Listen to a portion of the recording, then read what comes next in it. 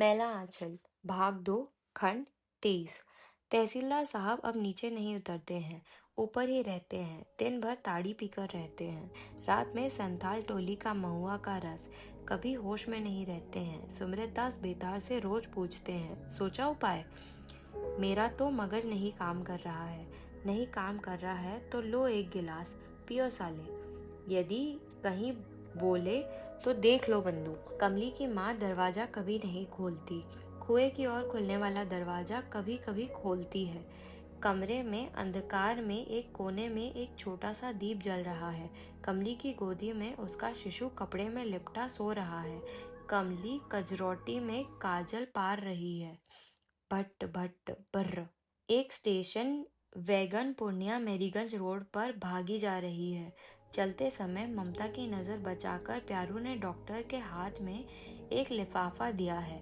आगे ड्राइवर की बगल में बैठा हुआ प्यारू कभी कभी गर्दन उलटकर पीछे की ओर देखता है। डॉक्टर साहब चिट्ठी पढ़ रहे हैं। प्राणनाथ, कमला की चिट्ठी है, 1 सप्ताह पहले की चिट्ठी। प्राणनाथ, पता नहीं समय पर यह पत्रा तुमको मिले या नहीं। देर या सबेर, कभी भी मेरी यह चिट्ठी तुम्हें मिल ही जाएगी। मुझे पूरा विश्वास है तुम मेरे पास दौड़े आओगे। तुम जानते हो अब मुझे डर लगने लगा है। तुम्हारा तुम्हारा कैसे लिखूं? माँ कहती है, यदि तुम किसी तरह बाबा को लिख दो या मालूम करा दो कि मेरी होने वाली संतान के तुम पिता हो तो मैं जी जाऊं। विश्वास नहीं करती माँ। बाबूजी अब एकदम पागल हो गए हैं। न जाने अब क्या हो। तुम्हारी किताबों ने मुझे बहुत कुछ सिखाया है। मुझे कितना बड़ा सहारा मिला है तुम्हारी किताबों से। लेकिन अब एक नई किताब चाहिए जिसके पृष्ठ पृष्ठ में लिखा हुआ हो कमला। विश्वास करो, डरो मत, जो होगा मंगलमय होगा। डॉक्टर एक ही सांस में इतना पड़ गया। इसके बाद उसने ममता की ओर निगाह डाली। रात भर की जागी ममता गाड़ी के हिचकोलों पर मीठी मीठी झपकी ले रही है। चोट लग जाएगी। और कितनी दूर? ममता जागकर पूछती है। और 1 घंटा, प्यारू कहता है। डॉक्टर आगे पढ़ता है। बाबा तुम्हारे बच्चे को मार डालेंगे। नहीं नहीं। ऐं? ममता पूछती है। क्या है? डॉक्टर ममता के हाथ में पन्ना देकर बाहर की ओर देखता है। प्यारू गर्दन उलट उलट कर डॉक्टर साहब की ओर देखता है। ममता आंखें मलते हुए पढ़ती है। प्राणनाथ, किसकी चिट्ठी है? कमला की। ममता पढ़ रही है। डॉक्टर ने एक बार ममता की ओर देखा। ममता की नींद से माती आंखें एक बार चमकती है। पृष्ठा शेष करके वह पूछती है, और कितनी दूर? अब 1 और घंटा। रास्ता कच्चा है। और वह गणेश कहाँ है? उसकी तो लंबी कहानी है। ब्रह्म समाज मंदिर में उसे रखवा दिया था। ना जाने कहाँ से उसके एक चाचा ऊपर हो गए। बहुत बखेड़ा हुआ। जाति धर्म का बवंडर उठाया। मैंने भी कह दिया ले जाओ। उससे भैंस चरवाता है। प्यारू कहता है, उसके गांव का आदमी बराबर कचहरी आता है ना। मैंने मेडिकल गजट में तुम्हारी रिपोर्ट दे दी है। एक संक्षिप्त रिपोर्ट है जंगली जड़ी बूटी और यहाँ के गांवों में प्रचलित टोटकों के बारे में। तुम्हारी चिट्ठियों से सॉर्ट करके लिख दिया। लेकिन मैंने तो फैसला कर लिया है। रिसर्च असफल होने की घोषणा कर दूंगा। कोई रिसर्च कभी असफल नहीं होता डॉक्टर। तुमने कम से कम मिट्टी को तो पहचाना है। मिट्टी और मनुष्य से मोहब्बत छोटी बात नहीं। डॉक्टर ममता की ओर देखता है। एकटक। ममता बाहर की ओर देख रही है। विशाल मैदान, वंध्या धरती, यही है वह मशहूर मैदान। नेपाल से शुरू होकर गंगा किनारे तक वीरान, धूमिल, अंचल। मैदान की सूखी हुई टूबों में चरवाहों ने आग लगा दी है। पंक्तिबद्ध दीपों जैसे लगती है दूर से। तड़बन्ना के ताड़ों की फुगनी पर डूबते हुए सूरज की लाली क्रमशः मटमैली हो रही है। सुमृत दास अभी ट्रैक्टर क्यों चला रहा है? कहाँ ले जा रहा है? ड्राइवर से पूछो तो। तहसीलदार साहब 2 मंजिले की छत पर से पुकारते हैं। ट्रैक्टर नहीं, मोटर है, मोटर। मोटर कौन है? डॉक्टर। कौन डॉक्टर? सुमृतदास दौड़कर छत पर जाता है। अपने डॉक्टर बाबू, साथ में एक जलाना है, प्यारू भी है। तहसीलदार साहब हाथ में बंदूक लेते हैं। सुमृतदास थर थर कांपते हुए कहता है, दुहाई, ऐसा काम मत कीजिए। ऐसा काम नहीं करूं तो अब क्या करूं? प्यारू पुकारता है, मौसी ओ मौसी। कौन? प्यारू। माँ दरवाजे की फाँक से कहती है, क्या है? डॉक्टर बाबू। हैं? सौर ग्रह में कमली का नन्हा रोता है। हैं?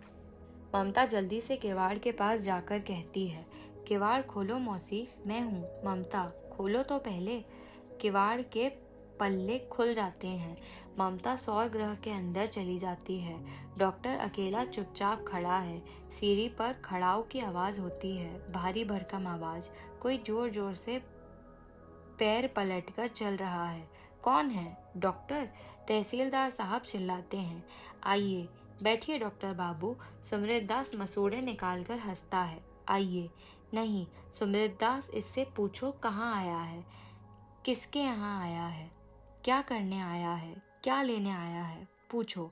सुमृतदास बेतार डॉक्टर के पास आकर कनखी और इशारों से समझाता है, आजकल जरा ज्यादा ढलने लगी है ना, इसलिए। सौर ग्रह के दरवाजे की फाँक से कमली की माँ कहती है, कमली के बाबू, कैसे हो तुम? जमाई को क्या? अपने जमाई को क्यों नहीं कहती हो? वह मेरा पैर छूकर प्रणाम कहाँ करता है? डॉक्टर तहसीलदार की चरण धूल लेता है। तहसीलदार साहब अचानक फूटकर रो पड़ते हैं। डॉक्टर साहब को बाहों में जकड़कर रोते हैं, मेरा बेटा, बाबू, मेरा बेटा। सुमृतदास बेतार ने रात में ही घर घर खबर पहुंचा दी। कमली की शादी तो पहले ही डॉक्टर बाबू से हो गई थी, तुम लोग तो जानते हो। 5 पंच को जानकर जब जब शादी की बात पक्की हुई, एक ना एक विघ्न पड़ गया। इसलिए काशी के पंडित ने गंधर्व विवाह कराने को कहा। गंधर्व विवाह की बात किसी को मालूम नहीं होने दी जाती है। यदि बच्चा हो तो सबसे पहले बाप उसको देखेगा और तब लोग। डॉक्टर बाबू आ गए हैं। अब कल छठी का भोज का निमंत्रण देने आया हूँ तुम लोगों को। कल सुबह से ही आनंद बांधव बचेगा। यह तो किस्सा कहानी जैसा हो गया, एकदम किसी को पता नहीं। ब्राह्मण टोली के पुरोहित देवानंद झा ने लोगों से कहा, अंग्रेजी फैशन वालों को 7 खून माफ है। जोतकी जी ने कानों कान में बात पड़ी। उन्होंने घृणा से मुंह सिकोड़ लिया। खिलावन यादव ने कहा, पैसा वाला अधर्म भी करेगा तो वह धर्म ही होगा, लेकिन निमंत्रण अस्वीकार करने की हिम्मत किसी में नहीं। सुबह को गांव में चमारों ने आकर नाच नाच कर ढोल बजाना शुरू किया। औरतें झुंड बांध बांध कर सोहर गाती हुई आने लगी, लेकिन सबके चेहरे पर एक उदासी, एक मनहूस काली रेखा खींची हुई है। मन में रंग नहीं। तहसीलदार साहब बहुत देर तक अपने कमरे में चुपचाप बैठकर सोचते हैं, फिर बाहर आकर कहते हैं, सुमृतदास, लोगों से कह दो हर एक परिवार को 5 बीघा के देर जमीन में लौटा दूंगा। 7 पढ़ते पढ़ते मैं सब कागज पत्तर ठीक कर लेता हूँ। और संथाल टोली में जाकर कहो, वे लोग भी आकर रसीद ले जाएं। 1 पैसा सलामी या हुक्म, सुनते हो नहीं? हो रहा है वह हुक्म दे रहा है, लौटा दो, दे दो खिलावन को, उसकी जमीन का सब धान दे दो। डॉक्टर प्रशांत और ममता की आंखें 4 होती है। मुंह क्या देखते हो? मुझे पागल समझते हो? ठीक है, पागल क्यों नहीं समझोगे।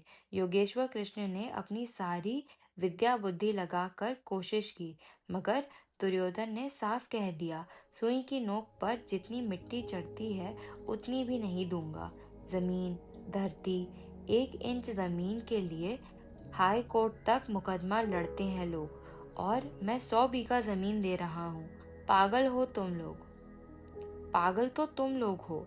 अरे यह जमीन तो उन्हीं किसानों की है, नीलामी की हुई, जब्त की हुई, उन्हें वापस दे रहा हूँ। मैं कहता हूँ ऐलान कर दो, मालिक का हुक्म है। जय जय जय हो। बोलिए प्रेम से, महात्मा जी की जय। डिग डिग डिग्गा, रिंग रिंग ता धिनता, डा डिग्गा डा डिग्गा। हाँ, अब ठीक है। अब देखो, सब चेहरों पर, मुर्दा चमड़ों पर लाली लौट रही है। सैकड़ों जोड़ी आंखें खुशी से चमक उठती है, मानो दीप जले हों। कुमारी नीलोत्पल की आज बरही है। हाँ, ममता ने कमला के पुत्रा को नाम दिया है, कुमार नीलोत्पल। डॉक्टर ने आज पहली बार अपने पुत्र को गोद में लिया और देखा है, दुबला पतला पीले रंग का रक्त मांस का पिंड। ममता कहती है, पटना ले चलो, 1 महीने में ही तुम्हारा बेटा लाल हो जाएगा। डॉक्टर ने सैकड़ों डिलीवरी केस किए हैं, किंतु कुमार नीलोत्पल, कमला का पीला चेहरा लाज से लाल हो गया था। डॉक्टर की गोद में शिशु को देते वक्त उसकी बड़ी बड़ी आंखों की पलकें झुकी हुई थी। उसके ललाट पर सिंदूर का बड़ा सा टीप जगमगा रहा था। अंधेरे में खड़ी सिलहुटेड तस्वीर सी खड़ी माँ हाथ बांधकर एक भयावनी छाया के हाथ में अपने शिशु को सौंप रही है। अंधेरा, भयावनी छाया, नहीं नहीं।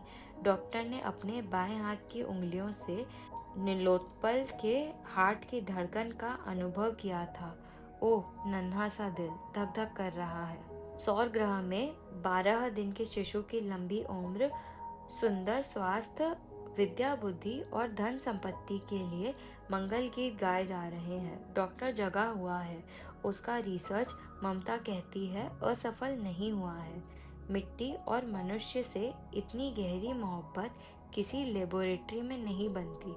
लेबोरेटरी विशाल प्रयोगशाला, उसी 4 दीवारी में बंद प्रयोगशाला साम्राज्य लोभी शासकों की संगीनों के सायों में वैज्ञानिकों के दल खोज कर रहे हैं, प्रयोग कर रहे हैं। गंजी खोपड़ियों पर लाल हरी रोशनी पड़ रही है। मारात्मक विध्वंसक और सर्वनाशा शक्तियों के समीक्षण से एक ऐसे बम की रचना हो रही है जो सारे पृथ्वी को हवा के रूप में परिणित कर देगा। एटम ब्रेक कर रहा है, मकड़ी के जाल की तरह। चारों ओर एक महाअंधकार, सब वाष्प, प्रकृति, पुरुष, अंडपिंड, मिट्टी और मनुष्य के शुभ चिंतकों की छोटी सी टोली अंधेरे में टटोल रही है। अंधेरे में वह आपस में टकराते हैं। वेदांत, भौतिकवाद, सापेक्षवाद, मानवतावाद, हिंसा से जर्जर प्रकृति रो रही है। व्यर्थ के तीर से जख्मी हिरण शावक सी मानवता को पनाह कहाँ मिले। हाँ हाँ हाँ, अठास, व्याधों के अठास से आकाश हिल रहा है। छोटा सा नन्हा सा हिरण हाँफ रहा है। छोटे फेफड़े की तेज धुकधुकी। निलोप्त नहीं नहीं, यह अंधेरा नहीं रहेगा। मानवता के पुजारियों की सम्मिलित वाणी गूंजती है, पवित्रा वाणी। उन्हें प्रकाश मिल गया है, तेजोमय। शत विशत पृथ्वी के घाव पर शीतल चंदन लेप रहा है। प्रेम और अहिंसा की साधना सफल हो चुकी है। फिर कैसा भय। विधाता की सृष्टि में मानव ही सबसे बढ़कर शक्तिशाली है। उसको पराजित करना असंभव है, प्रचंड शक्तिशाली बमों से भी नहीं। पागलों, आदमी आदमी है, गिनी पिग नहीं। सबरी ऊपर मानुष सत्य। अनेक वस्त्रा नयन मने काभृत दर्शनम अनेक द्वाभरणम द्वेयाने ओघतायुधम। दिवि सूर्य सहस्त्र। ममता गा रही है, सुबह हो रही है। बगल के कमरे में तहसीलदार साहब खर्राटे ले रहे हैं। डॉक्टर उठकर खिड़कियां खोल देता है। मटमैली अंधियारी में कोठी का बाग ठिठका हुआ किसी की प्रतीक्षा कर रहा है। गुलमोहर, अमलतास और योजनगंधा की नई कलियां मुस्कुराने को तैयार हैं। नानंतम न मध्यम न पुनस्तवादिम।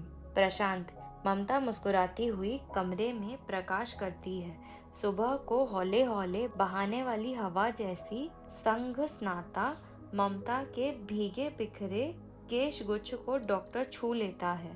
अरे धत्त, औरतों का भीगा केश नहीं छूना चाहिए, दोष होता है। पूछती हूँ, चाय पियोगे? कुमार साहब का दूध गर्म हो रहा है। लगता है रात भर जगे रहे हो। कुल्ली कर लो, मैं चाय ले आती हूँ। ममता मुस्कुराती हुई जाती है। बेचारी ममता की जिंदगी का एकमात्र विलास चाय। शीला कहती थी, एक बार ममता दी चाय पीने का बहाना ढूंढती रहती है। दिन भर में 10-15 प्याली। चाय की प्याली प्रशांत के हाथ में देते हुए ममता पूछती है, पड़ गई महात्मा जी की आखिरी लालसा? मैं तो कहती हूँ यह वह महाप्रकाश है जिसकी रोशनी में दुनिया निर्भय हजारों बरस तक सफर तय कर सकती है। ममता, मैं फिर काम शुरू करूँगा, यहीं इसी गांव में। मैं प्यार की खेती करना चाहता हूँ।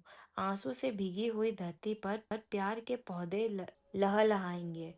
मैं साधना करूँगा, ग्राम वासिनी भारत माता के मैले आंचल तले कम से कम एक ही गांव के कुछ प्राणियों के मुरझाए ओठों पर मुस्कुराहट लौटा सकूं, उनके हृदय में आशा और विश्वास को प्रतिष्ठित कर सकूं।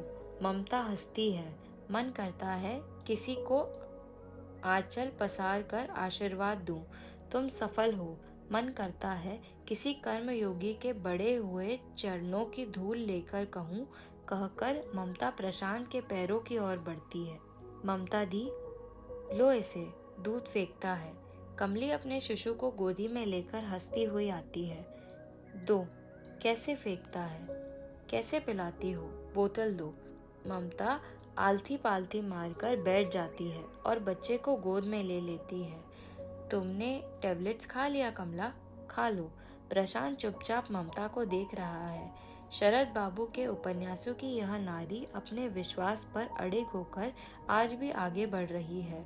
रूप बदल दो, नाम बदल दो, समय बदल दो, जगह बदल दो, पर यह कभी नहीं बदल सकती।